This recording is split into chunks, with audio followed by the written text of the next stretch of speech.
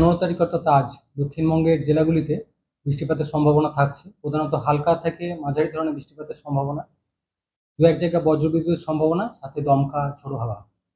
কোথাও কোথাও ৫০ থেকে ৬০ কিলোমিটার প্রতি ঘন্টায় দমকা হাওয়া থাকার সম্ভাবনা রয়েছে দক্ষিণবঙ্গে ১৫ তারিখে। তারপরেও বৃষ্টিপাতের সম্ভাবনা থাকছে মেনলি ১৬ তারিখে। প্রধানত বিক্ষিপ্ত বৃষ্টিপাতের সম্ভাবনা থাকবে দক্ষিণবঙ্গের জেলাগুলিতে। ১৭-১৮ আবার একটু বাড়বে।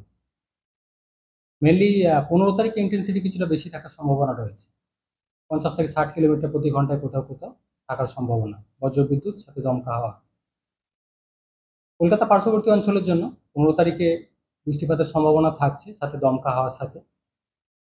১৬ তারিখে প্রধানত বিক্ষিপ্ত বৃষ্টিপাতের সম্ভাবনা কলকাতার ক্ষেত্রে। ১৭-১৮ তারিখে আবার বৃষ্টিপাতের সম্ভাবনা বাড়ছে, অর্থাৎ ১৫ তারিখে যথেষ্ট সম্ভাবনা রয়েছে কলকাতা পার্শ্ববর্তী অঞ্চলের জন্য।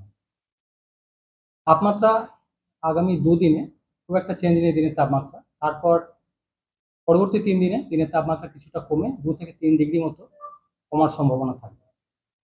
কলকাতা পার্শ্ববর্তী অঞ্চলে ১৫ তারিখে দিনের সর্বোচ্চ তাপমাত্রা ৩৫ ডিগ্রির কাছাকাছি, সর্বনিম্ন তাপমাত্রা কিছুটা কমে ২৫ ডিগ্রির কাছাকাছি আসার সম্ভাবনা রয়েছে।